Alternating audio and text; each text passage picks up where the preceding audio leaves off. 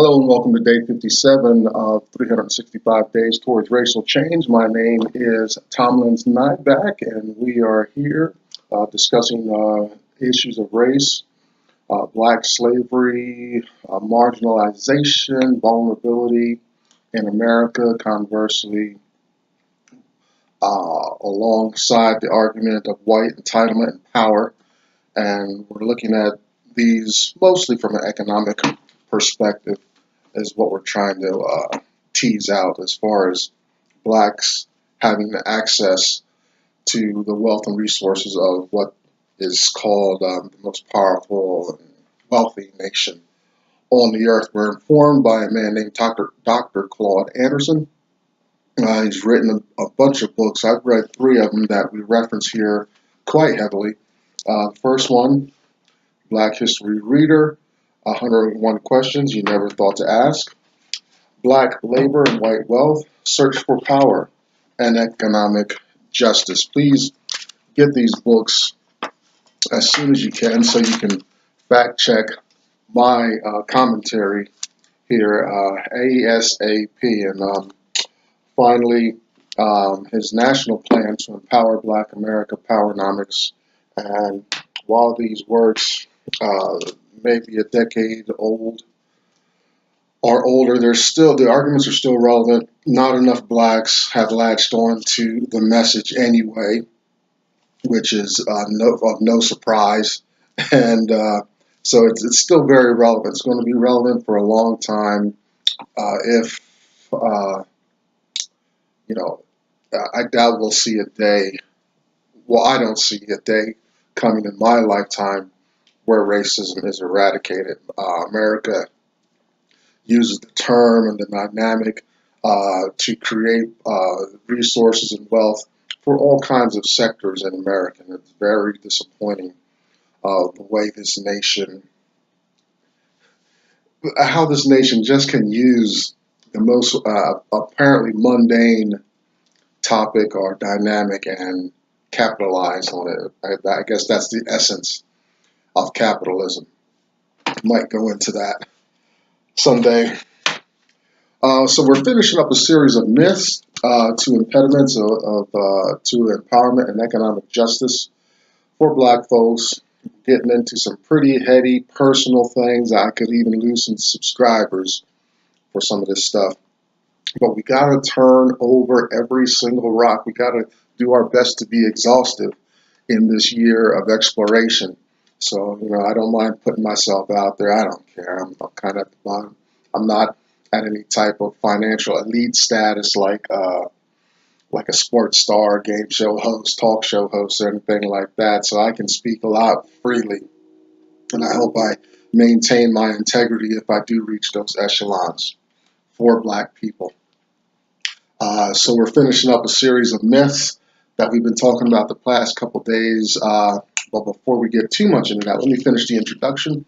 We also reference, we talk factually about economic life and black life here in America, white entitlement and whatnot. But we'll also look at a fictional account. Very appropriate book, should be mandatory reading in school. It should augment our white historical education. It's no surprise that it doesn't. But that's a fictional account of a slave's life. I think it gives us a more proper focus, even more than Alex Haley's roots. Alex Haley was searching for his roots, and so more of the dynamics of slave life got pushed aside, even more watered down when it was made for television. But Harriet Beecher Stowe's work is much more descriptive and appropriate. Topic, another resource, or whatever you want to call it. Behind me, hashtag us too, hashtag USTOO. You'll find black women gathered there in that forum. We're going to be talking about Black Feminism today. And so that's another resource. And they're open, of course, for fellowship with everyone. There's also kind of a Black Facebook called Black Enough, BLAGGENUF, and you'll find more of those forums. And I'm sure you can find Facebook in this time of instant information and web pages and hosting. You can find anything from dog lovers to white supremacy. So, there's no reason for you to be separated from any conversation on the planet. Okay, so myth number 7. Oh, let me also finish. My goal, I'm starting to get focus my intent for this year, and my goal is two questions. First question has two parts, and the first part is like, does the slave mind, are blacks conditioned from slavery to behave in a certain way? Do we pass down our generational curses, if you will, from generation to generation, even in the biblical sense? And conversely, do whites pass down their privilege and their entitlement from generation to generation? Is that dynamic still happening in our lives in America? Now, the second question is, are blacks playing the economic game properly? Most of Dr. Anderson's work centers around blacks having access to wealth and resources, blacks having an entrepreneurial mind, not a blue-collar mind, as we are taught in our schools and taught how to go out to corporate plantations and survive and do our best when our dollar keeps getting weaker and weaker by generation to generation. A person would have to have made some pretty awesome financial decisions in their past to retire comfortably and not have to work another day in their life. That thinking does not exist here in America. I wasn't taught it. It's not taught in the home. We got people working to the end of their lives lately, and I don't see a whole lot of organizations doing anything to turn that around. We keep putting our disposable income into the hands, and I'm talking to black folks now. We keep doing this, putting our income into the hands of white power, and we don't get any reciprocation, or hardly any. We get tokens, symbols, and handouts. So we got to be more on top of and in tune with what's going on here in America. Okay, today's topic, myth number 7. We're coming out of Black Labor and White Wealth, and Dr. Anderson has a section of obstacles, and in this section of myths and dreams, he's broken it down into 7 topics. And so I guess this being day 7, we've been a whole week exploring these myths. And the last myth is Black Feminism. We're going to focus on Black female life. I'm obviously not an authority on that subject. So I'm going to rely heavily on this text and bring in some other resources.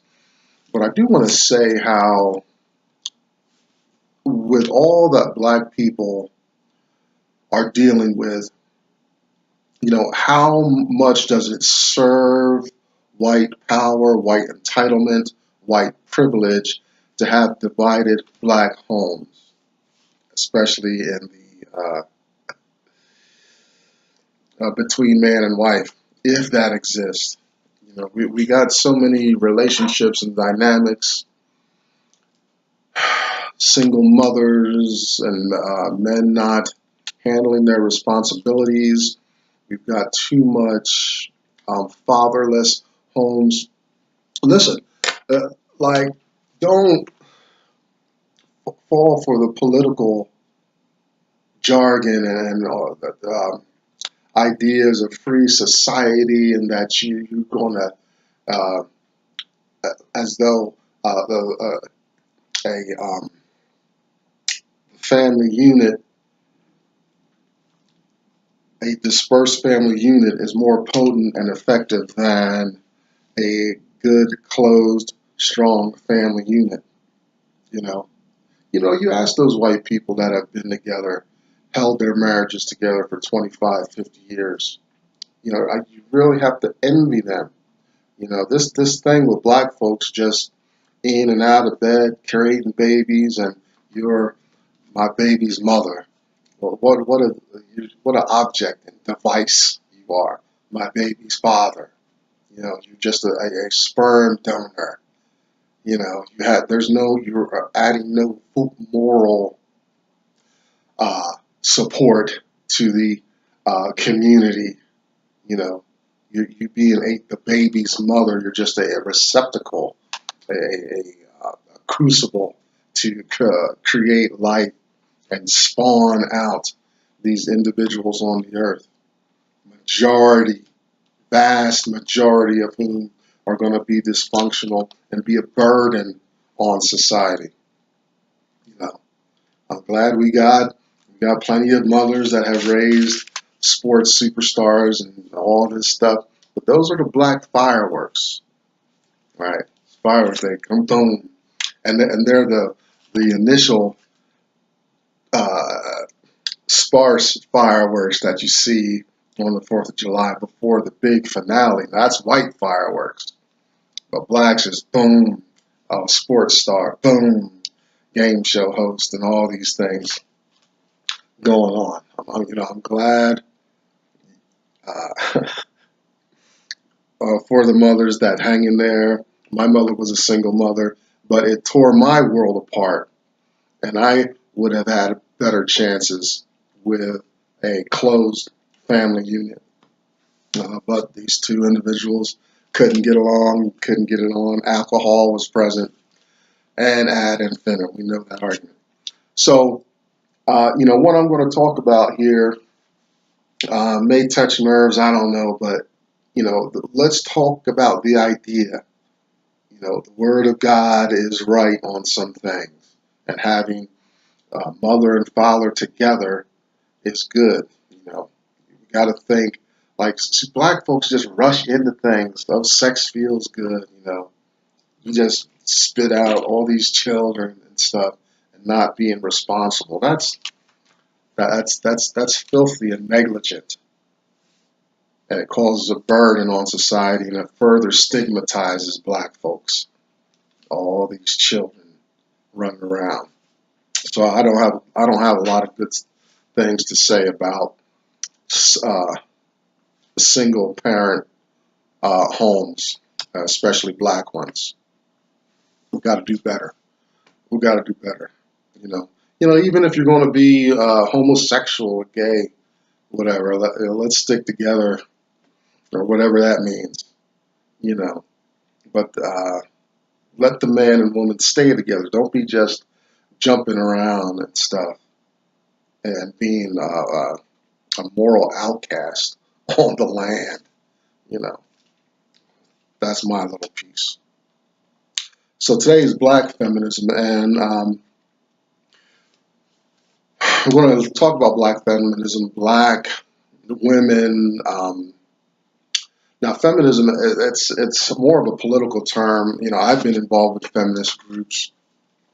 I was involved with some white women for a long time, and after a few years in that community, it became clear to me that these white feminist women were more interested in exercising the same power that they hated being subject to out in American society. They wanted to exercise that same power.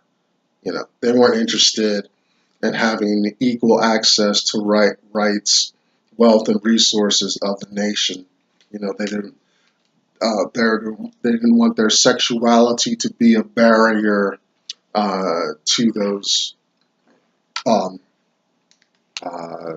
rights and things. And that's my deal here with blackness. I don't want my color to be a barrier to prevent me from having access to the same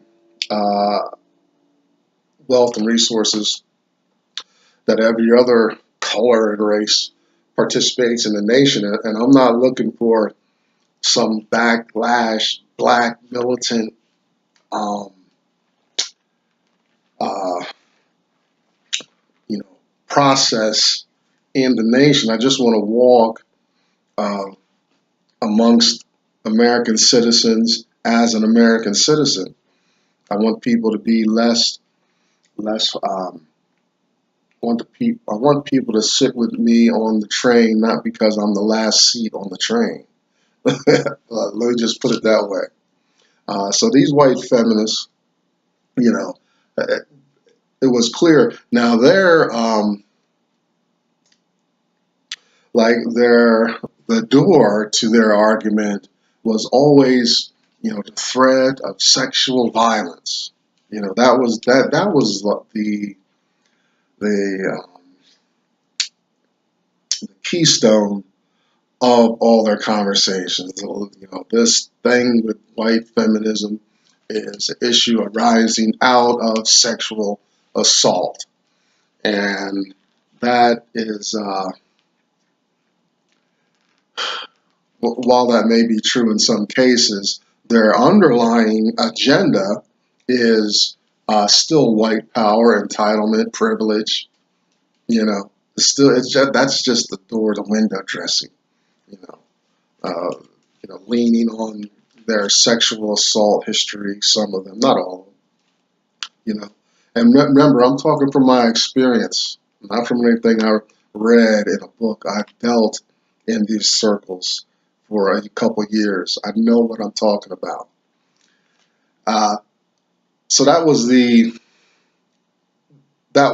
became apparent to me after I left that organization. After they kind of pushed back on me for just exercising natural friendships and initiating natural human behavior.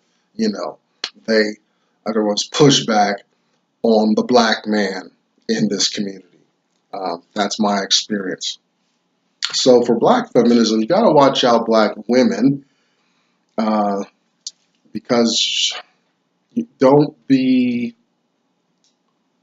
um, how can you say, don't let white society still press you into a box that says, you can participate because you're less threatening.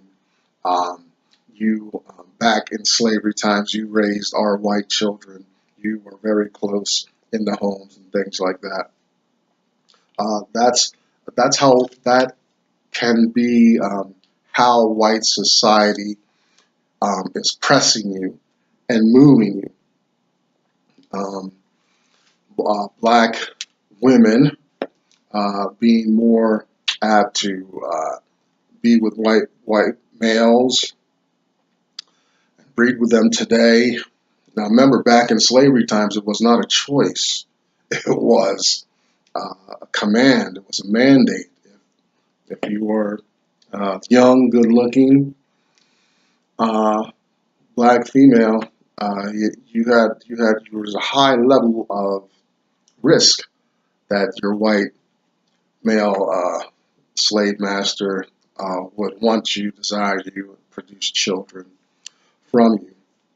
And this is proven. You can look at the mass births of quadroon, octoroon, mulatto children on these plantations, and ironically, they were still slaves. They did not carry the power of their father; they carried the stigma of their mothers out into the fields. So that's an issue. So as black women search for their whites, I hope that we don't. I hope the black community does not fall for the white society's intention to keep that wedge there. You know, the family unit is the strongest unit on earth. As far as being a crucible of education, learning about society, um, unity, things like that, proud of one's race, things like that. Look at the Arabs, Hispanics, you know, uh, they may not have 100% um, marriage cohesion. You know, nobody has that, especially once we get in America, all of a sudden everybody's free. But there's something to be said for a man and woman, man and wife staying together and being in agreement and raising children. So this issue with Black feminism, you know, it's more white political terms to bring wedges and divisions within the Black household. Now, I'm all for there. It's a level playing field, man and wife. You know, there's no ruler in the sense of the home. There's no head of the. You know, where did we get this idea of men being rulers? You know, let's throw out the Bible for a minute because oh, we can interpret Paul's writings in a whole lot of ways. Uh, but this dynamic where it's mandatory that one of these parents be uh, in charge, so to speak. Where's that come from? Who's forwarding that agenda? Is it necessary? Does it work? You know, I don't think it's necessary. I don't think it works. You know, you got two people, you got the benefit of two people with two different perspectives coming to this relationship to kind of round out the edges of each other's blind spots, is what I see. There's a lot of good potential there. Okay, so watch out for Black feminism. A lot of Dr. Anderson's writing is going to talk about slavery, and now the white folks, they did everything to castrate the Black man, which was one of the arguments that separated me from white feminists. It's funny now, but when I put some of these issues before them, they didn't like that. Needless to say, I didn't stick around with that community very long. But castrating the Black man, you know, they white masters would berate Black men or make them less than in front of their families and their children and their boys. So we know where that argument goes. But I wanted to demonstrate the utter powerlessness of the Black man in slave times is the movie Roots, and it's the Kizzy episodes and stuff like that. And Kizzy is she's been sold and stuff, and her white master rapes her on the first night and bears Chicken George and stuff like that. So later down the road in years, Kizzy and this black chauffeur, start hanging out. They decide to get married. Now, the night before they get married, here comes a white master over to Kizzy's place to, get one more little piece before her wedding day. I mean, the total disrespect of the marriage union to come like that, you know, at a woman, and she's powerless and all this stuff, and it comes out, and she ends up not even her and the chauffeur don't get married. It just causes stress and problems, and all these issues, and it's this white power and entitlement snatching privilege away from privileges and rights away from the Black man, and doing it very callously, and messing over that man's uh, sexual space like that. That's very very rude. I think that that portion of Alex Haley's account is very right on point, because I don't put a whole lot of moral, um, I don't get a whole lot of moral support from this white society that enslaves black folks and has them sleeping on the ground and straw and one set of clothes per year and things like that. That's not good at all. Um, so watch out for the politics. You know, black women, be mindful, be sensible.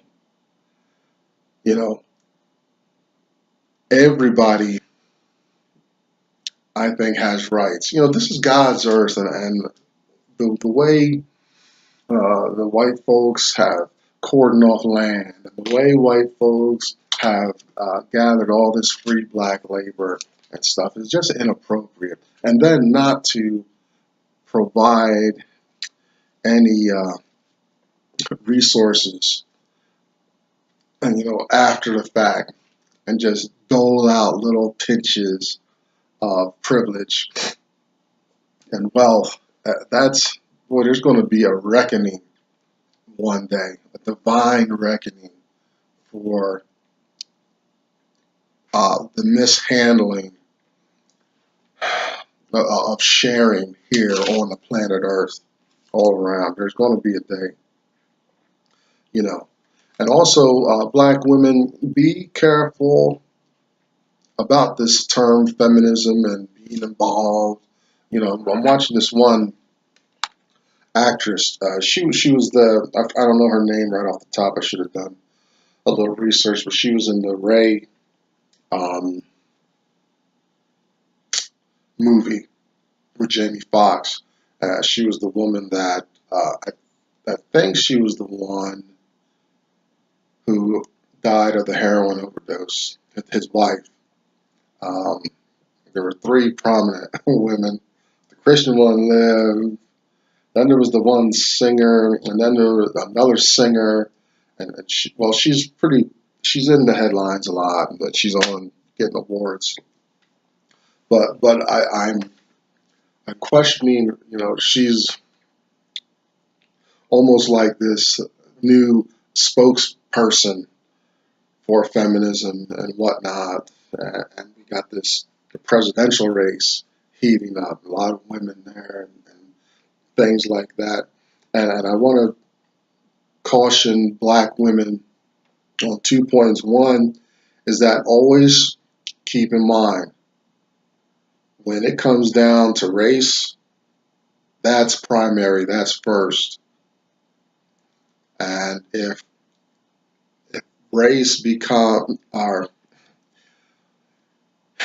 as listen, as feminism, as issues of women's rights and power comes to the fore, you're going to see some racial division there. I guarantee it. Women are not uh, some type of colorblind, open-minded creature on the earth. There's plenty of racism as far as between women to go around. I think we're going to see some of that maybe coming up in the near future.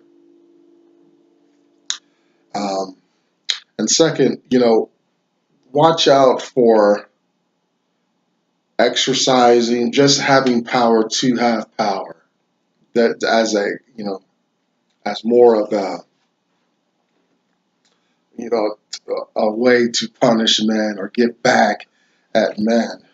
That's not why I'm doing this, and I hope that's not why you want to get in position to participate more openly in America's economic landscape and all that. Glass ceiling and hiring practices and stuff. Women are making great strides. I know I'm not part of the barriers to any woman on the planet. I'm nobody, you know. So I don't have any of the luxuries that white men or powerful men have to make some financial decisions over a female's life. But I do want to caution: don't be a female just being powerful and obstructive. You know, don't become what it is that you hate. You know, white America did that when they separated from their leaders and kings across the pond. You know, they they didn't like the being taxed without representation and all that, and so they fought and cut all those bounds, and then they turned like a ravenous wolf on black folks and did the same thing to them. That they're just uh, heaping upon themselves their own retribution. You know, they're going to be caught in their own hypocrisy for doing that. You know, their ancestors freely lived in that truth and compound it daily. So that's my little spiel for today. Black feminism. I might have been all over the place and not too focused. Not an easy subject to talk about. Being a male, I'm not an authority on those issues. Maybe I should have had a guest here today. That's been day 57 out of the way. Black feminism, and we'll lighten it up maybe the rest of the week.